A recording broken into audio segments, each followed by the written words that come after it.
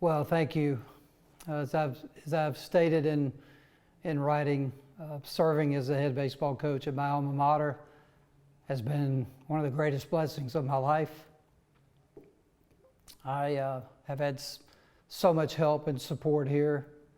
The players that I have been able to coach here have been absolutely amazing and incredible, and they are the ones obviously I'm going to miss the most, as well as all the coworkers and people that I work with.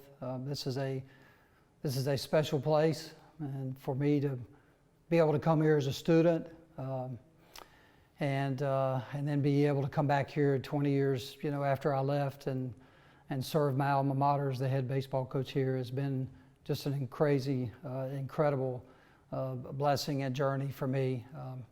But it is the right time for me.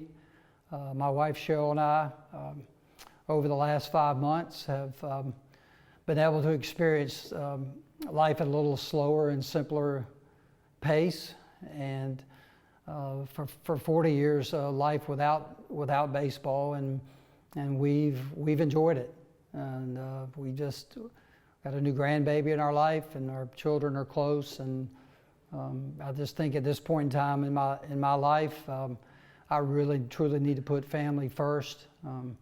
So many people I need to thank, and hopefully I was able to do that in my letter to the UNC community. I've been in love with UNC ever since I was a kid, and I'm always going to be in love with UNC until this day, and I'm thankful. And for me, today is a very special and great day to be a Tar Heel. Coach Fox, you said a lot of thank yous to a lot of people today, but Carolina wants to thank you. Thank you for what you have done for this program. Absolutely outstanding. Coming here as a student, being on the baseball team, going to the World Series, going off, having another incredible career, winning a national championship, and coming back and leading the Tar Heels to 7 World Series. What a phenomenal career professionally. But you did sacrifice an awful lot of time with your own family. But you've created an incredible baseball family. And we talk about the Carolina family a lot. And what you have contributed to this university is spectacular. I had an opportunity a couple of hours ago to speak to the team. And I talked about the 3, what I believe are the 3 concentric circles for a great life. To have a great family, do something you love, coach baseball, and do it at a place that you love, Carolina. And you had those perfectly aligned. And for 22 years, there's been hundreds of players that have had the pleasure of playing for you, the leadership, the mentorship. And now we all want to express our gratitude for building such an incredible program. And when you build outstanding programs, what you have a tendency to do is want to continue it, which is why we have Coach Forbes, somebody that you've mentored, somebody that played for you, somebody that's coached for you, somebody that volunteered for you, and now has the ability to lead this program and take it to even greater heights. And we couldn't be more delighted to have Coach Forbes leading this program. So Scott, congratulations to you, and best wishes as the head coach. Can't wait to work alongside you. We've been working together as an assistant, but now as the head coach leading the program. It's an honor to introduce you as the head coach of Carolina baseball. Thank you so much, Bubba. The words that quickly come to my head are obviously humble and thankful, and just so many former players. But to be sitting here beside Coach Fox is really special for me. Coach recruited me to North Carolina Wesleyan, and who'd ever thought I'd be sitting here as the head coach at UNC. I'm honored and I'm excited. Thank you, Bubba. I thank our Board of Trustees, and I thank our Chancellor. I had to write down some notes. It's a little bit easier in a press conference like this because I don't have to see, people that would make me extremely emotional. So I'll look down a little bit, try not to look down too much, but I do want to just thank a couple people, my family, my wife. I'm not going to get too deep there because that'll get extremely emotional, but I have the best wife I could ever have, and that to do what we do, you better have a great wife, and we're getting ready to hit 20 years, so that's thank you to Mandy and everything she does for me. My 2 daughters, Hannah and Allie, they're the world to me, and they've allowed me to coach, and I look forward to them being at so many games at the Bosch. My parents, my mom and dad, man, my dad has taken me to a lot of baseball games, watched a lot of baseball games. One of my dreams was that he'd be to watch me be a head coach, and he's going to be up there cheering in the stands and from the balcony, as well as my mom, Beth, Mandy's mom, and Mandy's dad, Earl. I know he's watching us today. My sister, Diane, and my brother, Stuart. Obviously, I thank the USC administration, so now I have to go to Coach Fox, and this is a hard one. Thank you, Coach Fox, for recruiting me, believing in me. He hired me in 2005 back to UNC as a pitching coach that had 0 pitching experience, and he believed in me, took a chance on me. I wouldn't be sitting here if that wasn't the case, and I'll forever be thankful, and you will always have a place at Boshamer Stadium, and hopefully we can get him out there throwing BP and yelling at the base runners for making bad reads. Real quick, I want to thank all the coaches that I've coached with. I'm not going to leave anybody out here. When I walked in the door, my first day as a volunteer assistant here, I was greeted by 2 coaches, Chad Holbrook and Roger Williams. And I'll forever be in debt to both of you. You took me under your wing. You showed me the ropes of Division I baseball, coming from Division III. Something I will never forget, but also you treated me like I'd been here. Both you guys played here, and I'm very thankful for that, and you taught me more than you'll ever know. Joe Hudak gave me a chance at Winthrop University, hired me. I've talked to him, and he knows how I feel about him. So real quick, I'm just going to name these guys real quick. Charlie Long and Jerry Edwards at North Carolina Wesleyan. Jeremy Keller, Stas Rzuski, Chris Cook, and Kyle DiEduardo at Winthrop, Billy Godwin, and Randy Mazey. And everybody that I've coached with at UNC. Jason Howe, Matt McKay, Robert Woodard, who was here and just recently is now the head coach at UNC Charlotte. Our current assistant coaches, Jesse Wiersbicki, who both played here, and Bryant Gaines, and led us to Omaha. The last name, he just showed up here today, not surprising. My best friend. I'm not going to get too much into that, but Scott Jackson he's my brother, and he knows how I feel about him. Our support staff is unbelievable. I'm not going to name every one of them, but they know who they are. They know how much they mean to me. They know how excited I am to get going. So I wanted to thank all those people, and then I wanted to make sure at the end I thanked every player. I told our guys today, it's all about them. It's all about our players. They're the reason we're sitting here. They're the reason we've won so many games. That's never going to change. They're going to be at the top. And any of those guys that are out there watching that I've been fortunate enough to coach, and any that I didn't coach that played at UNC, it's a special place. And you are the reason that we have everything that we have and the championships that we've won. And the last thing I'll say in this statement is I got to meet with the team today. It was extremely exciting. I had to follow Coach Fox, which is always hard to do. But it was a special moment, one I will never forget. But again, it's about the players, and I wanted to make sure they knew that hopefully soon we'll be able to get back on the field because it's been a long time.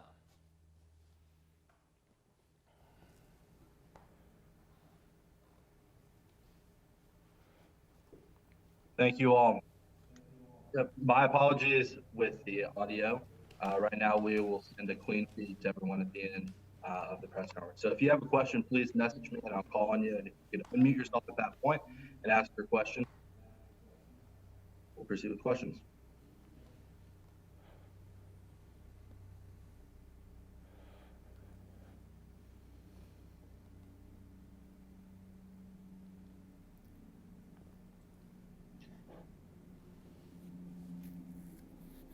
Coach Fox, I'll start off with you. You mentioned just kind of how you've been thinking about this over the last few months and speaking with your wife. Do you have any inclination when the season ended back in March that you would lean towards retirement, or is this more of a result of everything that's happened in the last few months? No, I didn't have much of an inclination at the end of last year. I think as we all did, as life just came to a standstill, and then you had to worry about your health and your family. and staying healthy, and like I said, life drastically slowed down for all of us. And I think through that period of time, as most Americans did, you start to reflect on really truly what is important. And I think we all know that family is first, should be first, is always first. But it's very difficult to do in this profession. This is not a very family-friendly profession just because of the nature of it. So I got to experience life without it, and I guess somewhat practice retirement, if you will, and found that I enjoyed it, and being able to spend time with my grandchildren and my children was truly special, and I look forward to doing that in the future.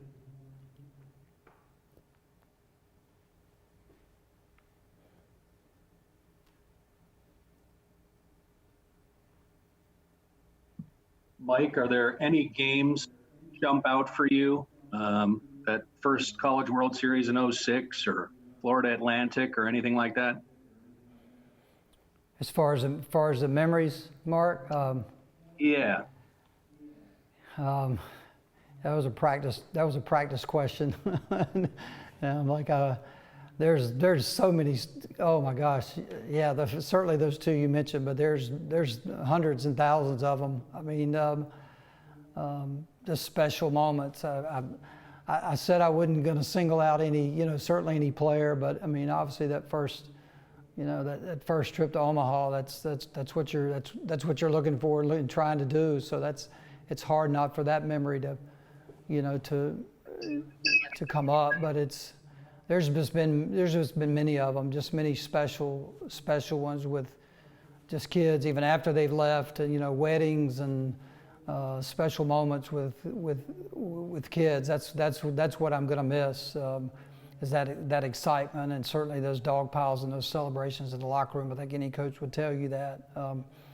But I tried, especially over the last 4 or 5 years, hopefully longer than that of my career, I really tried to truly enjoy each and every day and make every day special, and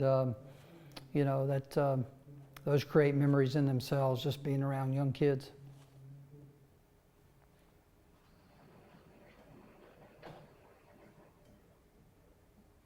Luke, go ahead.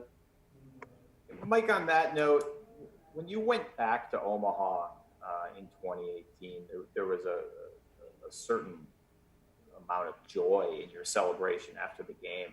I'm just wondering, that period where you guys had that little bit of a drought and then to go back, how were you able to kind of keep that joy and that sort of enjoyment of this for that long, over that period of time, where you were like someone who was going for the first time at that point? Well, you're with a different group of kids, so you're trying to you're trying to see their joy, so you immediately turn to those kids.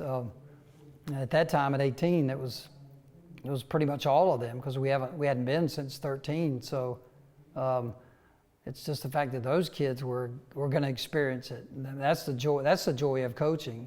Certainly, we were all excited to be going back, but to see those kids being able to go back, I mean, they had heard about it, and now you just know they're getting ready to experience something that is going to last them a lifetime.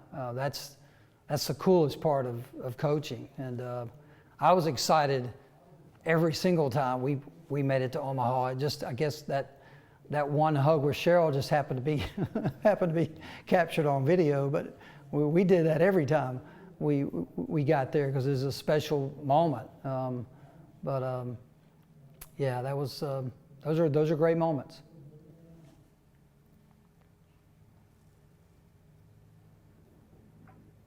Go ahead, Greg.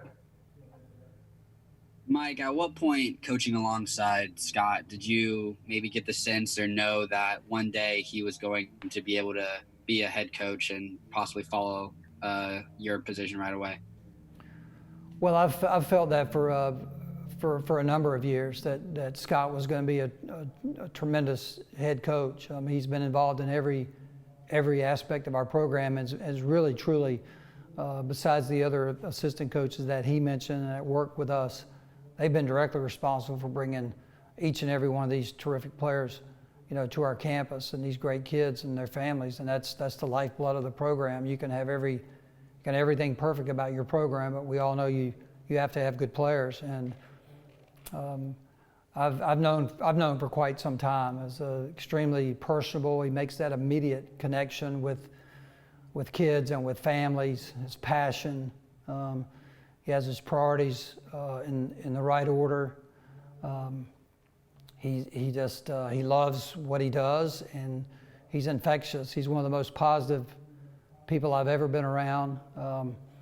He's helped me. He can say what he wants to. He's helped me more than I've helped him over the years, especially the last probably 4 or 5.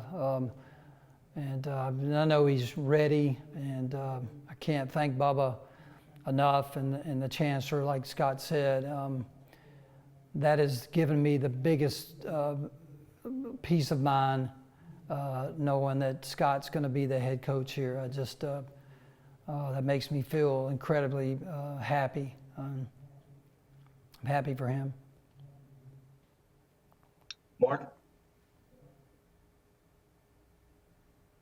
Yeah, Mike, on a kind of more macro sense, there's a lot of things for you to be proud about over the course of your great career, but what about raising the profile of college baseball in this market? Specifically, you and Elliot have really, I think, done that over the last 2 decades. Well, very proud of that, and college baseball, did and has exploded, greatly, and I think all of us have helped each other in that regard in terms of the programs and raising the bar. The old saying, the one ship, the tide rises, everybody rises, and you've seen that throughout the country, and fortunately here we've been able to keep up and build an incredible stadium, and I think we all help each other. We're adversaries and we want to beat each other, but competition's the name of the game, and it brings out the best in people. It can bring out the worst, but it can also bring out the best if you want to be good.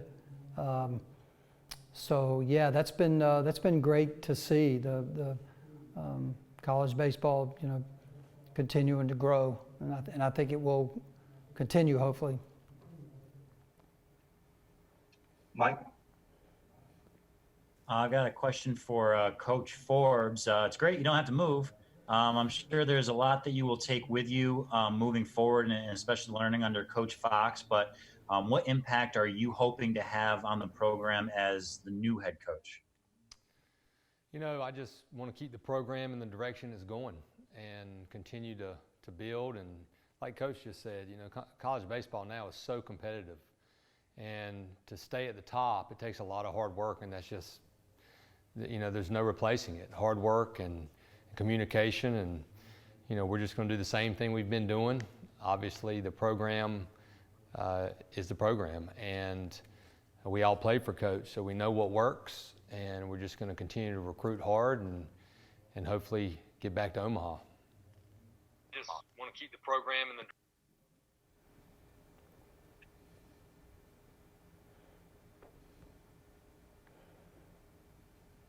Greg, go ahead.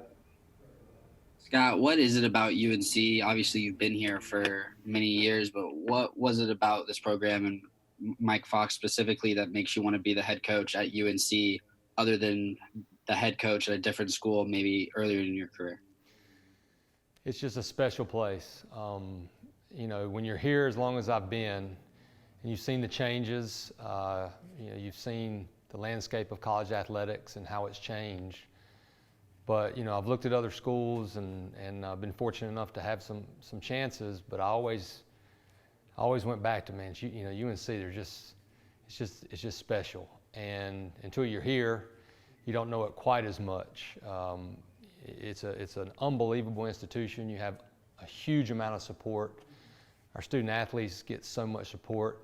The campus is unbelievable, and the degree is going to carry your entire life. And when you have those, and then you've been lucky and end up having a good baseball program, it can really help you get the best players in the country, because you can look a kid and his family and say, hey, we have a chance to go to Omaha, but more importantly, you're going to leave here and you're going to have a degree that's going to carry you your entire life. And there aren't many, there's a ton of unbelievable schools, but man, to be able to go to Omaha and get that caliber degree is not easy to be able to do.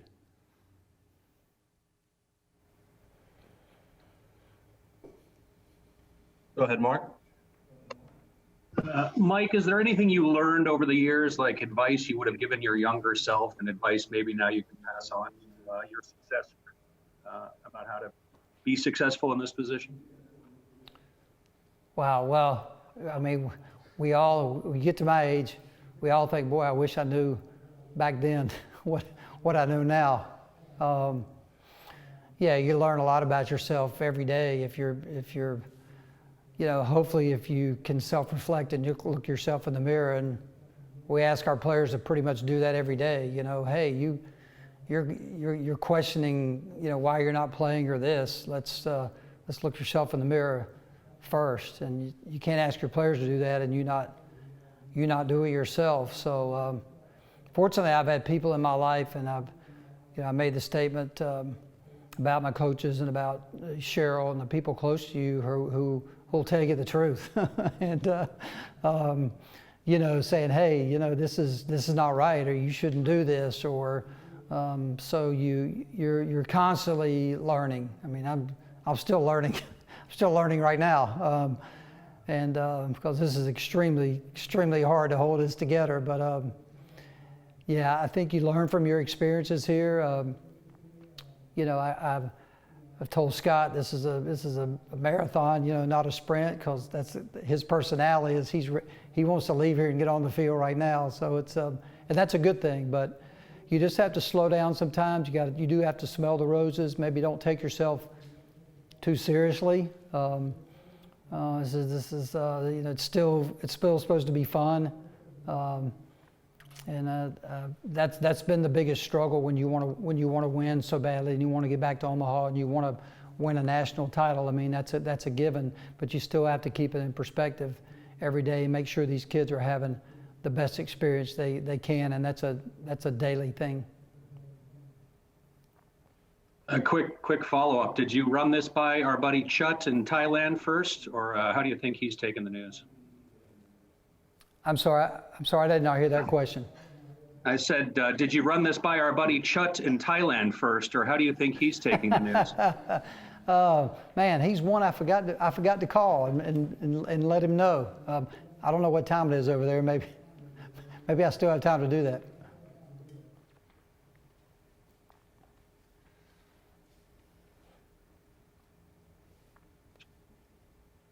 Anything else? Again, thank you guys so much.